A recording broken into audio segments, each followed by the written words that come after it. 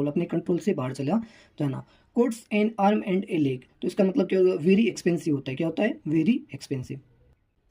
To make castle in the air, तो जो इसका मतलब क्या होता है, हवाई बाजी करना। तो इसका आप भी बता दोगे क्या है, to create impossible dream and hopes, यानी बहुत ज़्यादा क्या करना, एक्सपेक्ट करना और इमेजनरी एक्सपेक्ट करना। ठीक है, महत्वाकांक्षी होना बहुत ज़्यादा। फिर देखिए यहाँ पे थ्रू थिक एंड थिन क्या होता है, in times of good and bad fortune. ठीक है ना, इसको आप पता होना चाहिए, अच्छा और बुरा टाइम।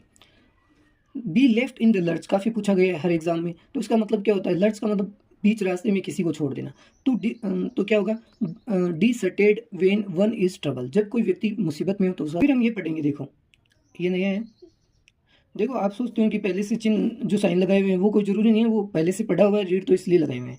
ग्रीन थंब का मतलब क्या होता है, ग्रीन थंब का मतलब क्या होता है, हरे हरे रंग से संबंधित है। तो ग्रीन थंब का मतलब ये होता है to have talent in gardening, यानी गार्डनिंग का टैलेंट होना, उगाने, कोई चीज़ें ग्रो करने का टैलेंट होना। तो ये आप पता होना चाहिए। फिर देखो very important, to grease the palm, इसका मतलब होता है घूस लेना, क्या लेना, ब्राइब लेना। तो यहाँ पे कहीं दिख रहा है तो आपको टू चीट समवन भी हो सकता, ये रहा टू ब्राइब समवन, किसी से घूस लेना। तो ये आपको पता होना चाहिए, रिश्वत लेना। फिर देखिए यहाँ पे bed of roses, bed of roses का मतलब क्या होता है, एन इंजॉयबल स्टेट, यानी आपको ऐसे याद आता है बेड पे क्या है, रोज रखे हुए हैं, तो आप आराम से सो सकते हैं, तो एन इंजॉयबल स्टेट। फिर देखो 8C, ये काफ़ी पूछा गया, तो इसका मतलब होता है कंफ्यूज, कोई चीज़ को कंफ्यूज करना। ठीक है ना, तो ये चीज़ आपको याद रखना। एक यहाँ पे देखो, ये क्लोज सेव, यानी बहुत ज़्यादा कमी से बचना, बहुत narrow escape, a narrow escape, किसी चीज़ से बचना, बाल बाल बचना। फिर देखो अब वो वर्ड वापस आ गए, ऑनेस्ट एंड फ्रेंक, ये आपको पता है। मेड ऑफ का मतलब क्या होता है, मेड ऑफ का मतलब होता है run away with, run away with, run का मतलब दौड़ना, अवे का मतलब दूर। ठीक है ना, किसी से दूर।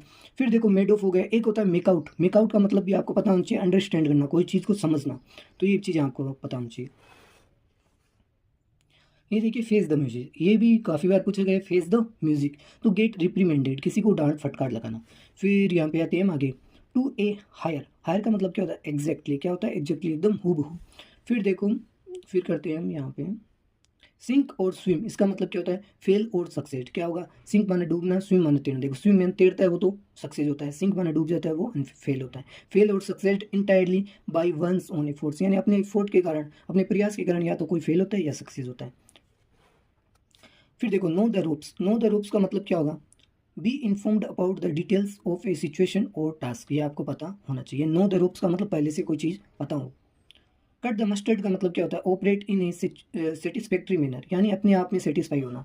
ठीक है, तो इस प्रकार आपको पता होना। फिर देखिए यहाँ पे, सॉरी, यहाँ पे देखिए रीड बिटवीन द लाइन्स, यानी किसी लाइन का अर्थ समझना, रीड कर लेना। तो आपको क्या होगा, हिडन मीनिंग।